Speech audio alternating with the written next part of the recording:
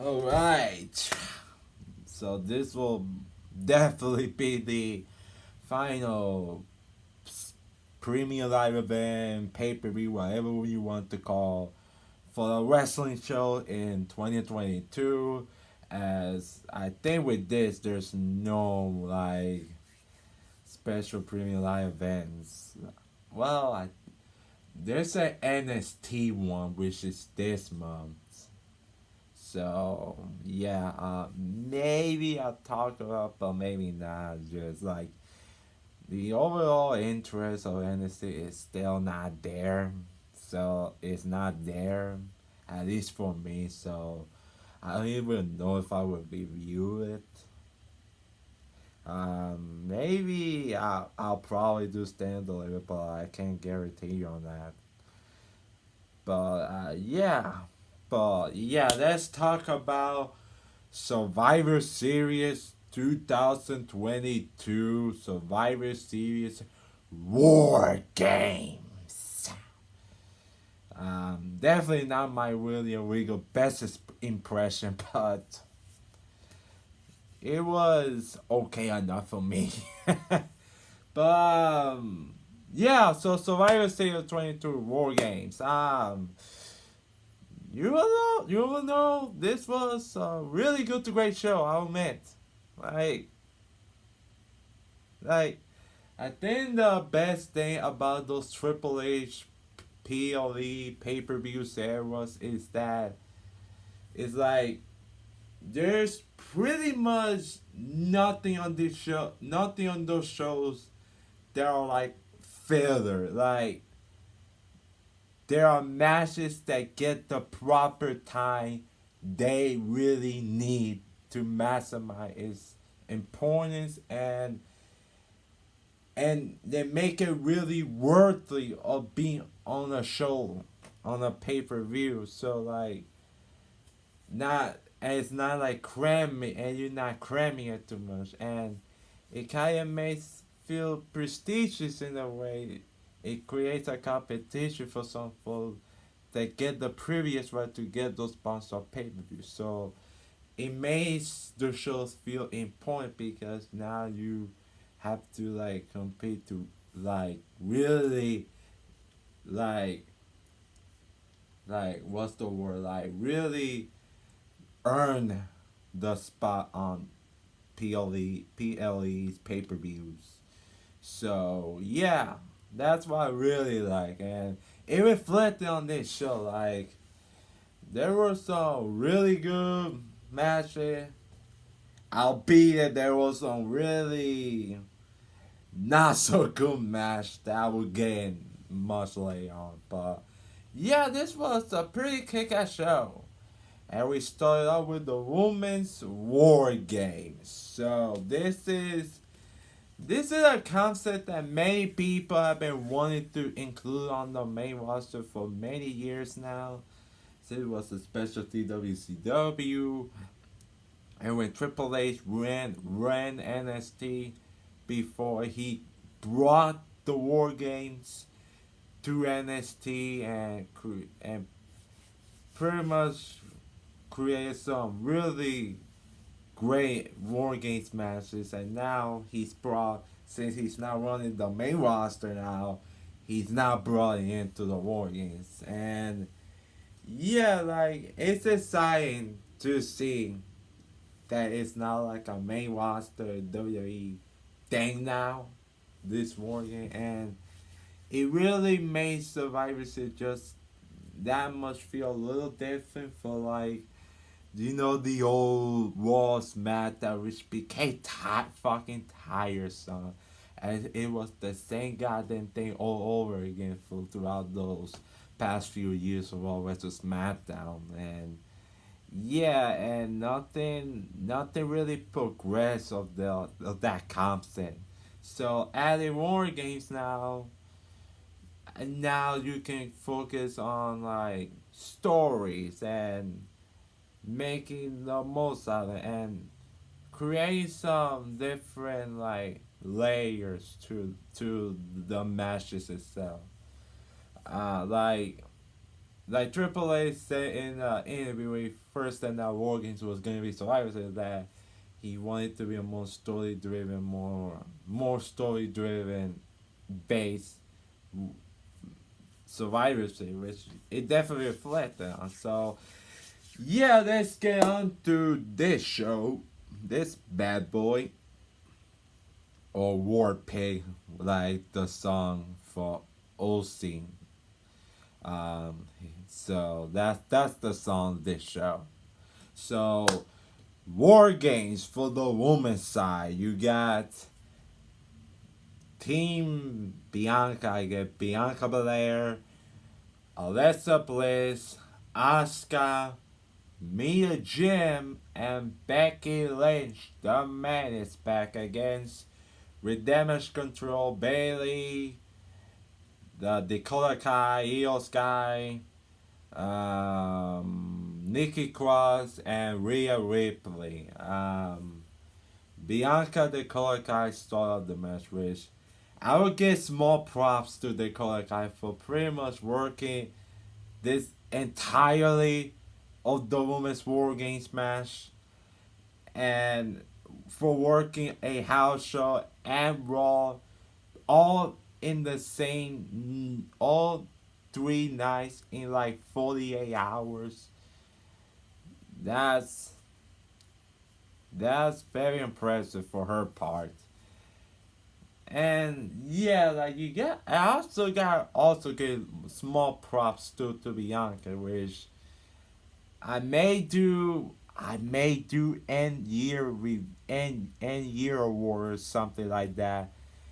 She's my personal choice as like the woman wrestler of the year. Like we all know this shit can go, but she has really stepped it up even more this year. For the matches she's had this year alone, with like Becky Lynch at both WrestleMania SummerSlam, the one where Triple Threat Becky Hell in a Cell. Even the Carmella match was decent. Then the match with Bailey and stuff, like she has come along in a long way, and it has paid off for her big time. So yeah, so they start off, and then other people came in, and it was a and Becky surprisingly then, well, like she only had like 4 months off in the ring at most, but she didn't look to be like out of it.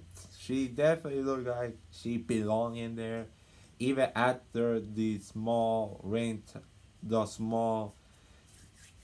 inactivity action from her in the ring. But yeah, and I will say, like, for the people that wanted to be Sasha Banks and all that stuff, like, who even knows she will even be back at all? Like, her situation is interesting. It's like there were rumors she might be heading back, but now it's like there's a whole ups and about money talks and all that stuff. Her now doing projects outside WWE. It's really hard to foresee when she's coming to come back. So yeah, and the crowd definitely really wanted her. I will get to more later, but but yeah, like I think announcing Becky Lynch in the way they did was pretty smart to give the fans some awareness and to save themselves from not getting disappointment if it was Sasha, because if it was Sasha they would just save it for this match, as the crowd would have been ballistic. But since she was being made clear she wasn't coming back, and Becky Lynch was the next best option. And the last time she was on TV, I think she got tapped by Damage Control. So her being a man made perfect sense. So yeah, and Mia Jim now being back.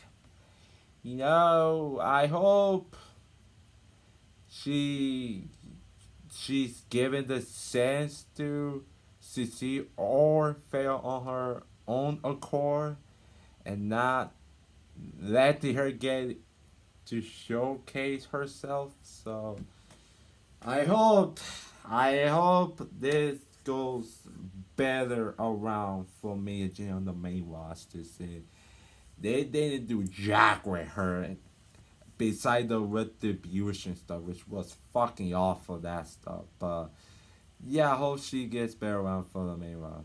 And she did fine, although she kind of botched like the trash can weapon stuff. That was going to be but yeah, but this was a really great match. I will say this was, and like yeah, like all women work hard to make this a pretty great match.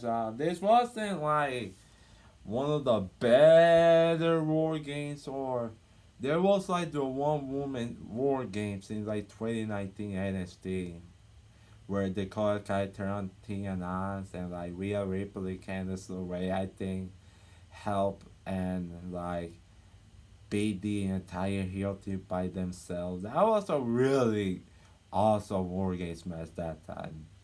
This wasn't near that, but it was still a really good War Games match. And it had a cool ass finish with Becky Lynch. Actually, really, like, she did like a leg drop, I think, or was it? I think it was a leg drop from the top of the cage all through like damage control. And I think she picked the Kota Kai. I'm for the people that were like confused. Like I don't think I didn't see Rhea Ripley and all that stuff. So yeah, so for those that were kind of confused, I think it was the Kota Kai that got pinned by Becky. So yeah. So the face team one, no, it's okay, but like with damage control is getting to be like too much of like Nessus. You remember Nessus? They had a great debut and then they lost ton of momentum because they lost many matches. That seemed to be what they did with damage control. So yeah, it seems to be unfortunate for all of them, sadly. But this was a really good war game. Solid start to the really great start to the show. Um, the next is Finn Balor versus AJ Styles.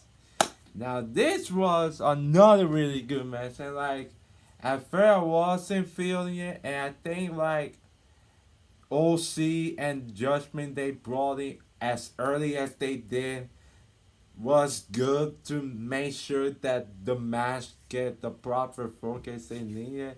That was a good stuff, and they were, and they had a really good match. Like those two, Finn and AJ, might get it up there in age, but they can still work. They can still go and probably work better than most of the roster these days. So yeah. So they had a pretty, really good match with AJ Styles getting the win. This was actually his first singles pay-per-view match. His first singles pay-per-view win in like 3 years. Since like October 2019, something like that. So, yeah. Was definitely a long time coming for AJ getting a singles win on a pay per view. He has won some matches, but those were like multi-man matches. He had never won singles matches since like 3 years. That's the same amount of time that Roman Reigns hasn't been pinned yet. So yeah, it was good to see AJ win. It was a really good match. It was a good ass match, I will say. Solid effort by both of them. Then we get, oh boy, the SmackDown Women's Championship between Ronda Rousey versus Shotzi Blackheart. Oh boy, you know,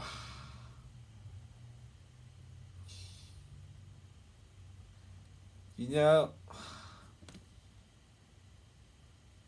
it wasn't like complete for me. Like it wasn't complete. The visually shits like all real time bad. This wasn't like the worst women's championship I ever seen on a pay per view, something like that. But yeah, this was not good. Like for the most part, it was boring. That's the best way I could describe it. Like for the most parts, it was boring, and it was because they really didn't click in the ring, and you never really thought for 1 second that Shashi was being Ronda Rousey here. And Shashi tried. God bless her. She really tried. But it's like, you know what you're gonna get with Ronda Rousey this point. I'm sorry to say, like, I hope WWE get the money's worth when it's all said and done with this Ronda Rousey second one, because I know Ronda Rousey can pull a good match out of her, because she proves that she can do that with the I think it was the I Quit match between like Charlotte and like WrestleMania Backlash, something like that. She proves that every once in a while when she wrestles Charlotte, or even Natalia, like Money in the Bank, something like that. But the problem is this chick does not feel motivated anymore. She does not put her ass in the ring anymore, and it's really fucking showing in this match. Like she did a terrible job at the sell for the run for Shashi's DDT, and that slow ass thing where they cross with the fence where Shashi did a dive throughout it, and then they like slow fuckingly the fence was slowly backwards. I don't know that was a fence bump because I didn't even think they even expected this. But like when the fans were chanting "We want Sasha" doing it, that should tell you everything about this match. It was so lifeless out there, and yeah, Ronda Rousey retains, but I think the help of Shayna Baszler, I think maybe. So who fucking cares? Let's just move on to another stuff I really want to talk about. And it's for the Triple Threat United States Championship. You have Seth Rollins defending against Bobby Lashley and Austin Theory. You know, this was pretty much match of the night for me. Like that you can tell they really went all out, and this was a great fast paced awesome match. Like this was an interesting this had the interesting storytelling aspect to it. You had some great spots where where Wallace hitting and sudden cursed up through when he jumped through Theory off, and then he hit it on Lashley on the last second. That was great. And like they they really played it all parts in that match.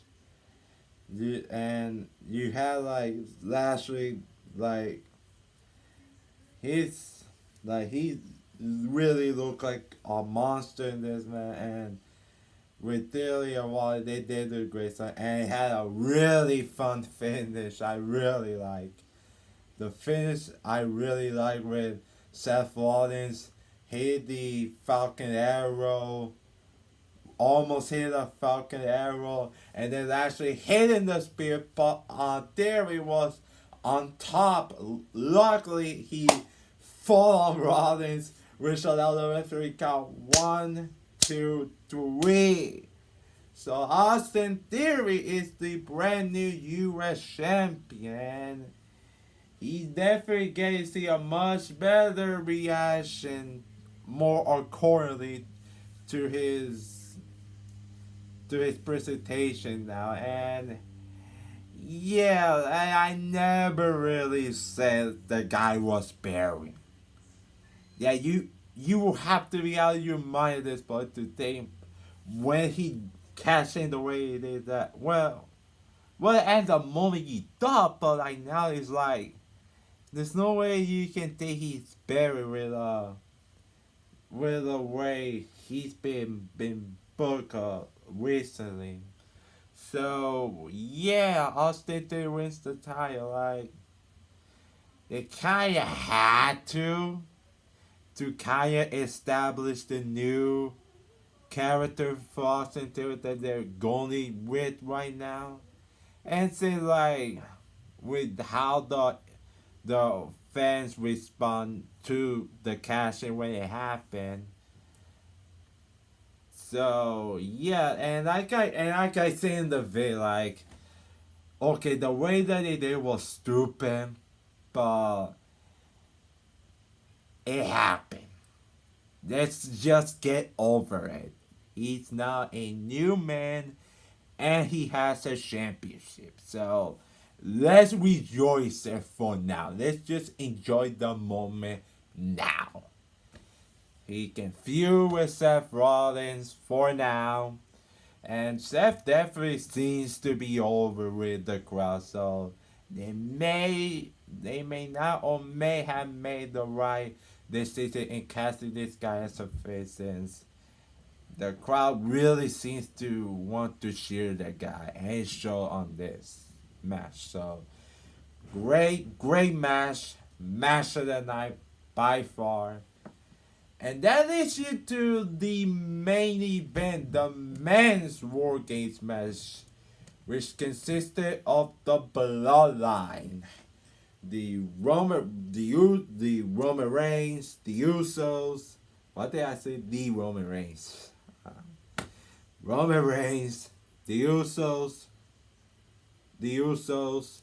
Solo Sikoa, and Sami Zayn against Team Brawl and Bruce. So Sheamus, Rich Holland, Butch, Drew McIntyre, and Kevin Owens, who was wearing his classic Dusty Rhodes tribute stuff.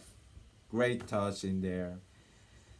And yeah, like this match, like it was interesting. Like I didn't think like the ring action wasn't all that exciting, and some of the spots here were just kind of a retread of the other War Games match for the women's side, and like yeah, it just felt kind of a retread, and it was fine, but it really wasn't that inside. So this was a so the reason I say it was interesting as this was a pretty borderline good match that was pretty much saved by great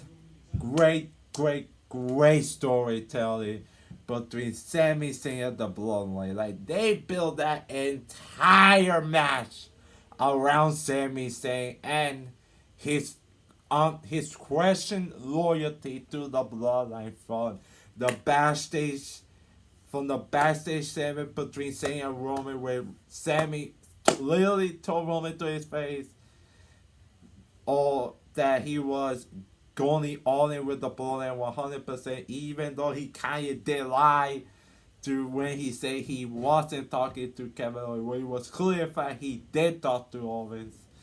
And then from the start of the match where Jay started up the match with the bloodline, when the other bloodline came out, Jay wanted to come in, but Roman stopped it and wanted Sami to come out there second to prove his loyalty as like a loyalty test to the bloodline and to Jey Uso, who have been body heads all built through this match.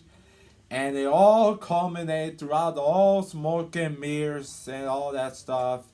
Then you get to the nitty gritty with Kevin Owens slapping Roman Reigns, which apparently, reportedly, pissed the tribal she off. And yeah, I wouldn't want to get all my stuff in that since it's pretty much squashed at this point, most likely. So, yeah, so there's that. And then Kevin Owens hitting the stunner of Roman Reigns. And when he about to win for the babyface team, Sami saying stop at the ref's count at 2 by the arm. And then Sami and Kevin Owens stare for like the longest of time they have stared in that very moment. Then, when Jamie was about to hit the super kick, Sami hit the low blow on Kevin Owens and shouted at him, proving his loyalty to the bloodline. Then he hit the haluba kick, and then he did the hugging thing, which shades of their other matches before. Then he hits, I think, another haluba kick, and that allows Jay to hit the frog splash for the 1, 2, 3 for the bloodline victory this WarGames match. And after that, Sami say hug Roman Reigns, and then the big moment, the big match, the biggest moment of this entire match is Sami and Jay embracing and all happy and joyous with the bloodline. This was some fucking great stuff. This was fucking excellent. As I said, the match wasn't, it was decent. But the story made up for it in every fucking turn. Like, this fucking storyline with Sami and Bloodline, this the best thing about WWE right now. Like, the best thing, I think the great thing about this storyline with the Bloodline and Sami Zayn, it has so many layers to it. And it can really go to so many different directions. But you know where the destination is heading. And it's gonna be real sad day when the bloodline officially turns on Sami eventually. And it's all seems to be cool for now for the bloodline. But you know it's gonna hit hard the most when the bloodline will finally turn on Sami, which I think like will lead to Roman Reigns and Kevin Owens at Royal Rumble. Then Roman Reigns versus Sami Zayn at the Elimination Chamber in like Montreal. And then it will lead to the Usos versus Sami Zayn, Kevin Owens for the tag team title WrestleMania. So you know where they're heading, but they can go in other directions. Like, I heard many people say Sami Zayn winning the Royal Rumble, for example, and him being the one that dethrones the tribal chief. So at WrestleMania, so it has so many different directions, and that's the great thing because you don't know you kind of know, but you don't know exactly at the same time, and that's what makes for great storytelling with this Sami Zayn and the Bloodline. So like, it has been some quality TV stuff recently, and it really showed in this match. Like, decent match, but a really excellent storytelling put behind it. And it caps up a really good to great Survivor Series. And yeah, the WarGames I would like to be a yearly thing.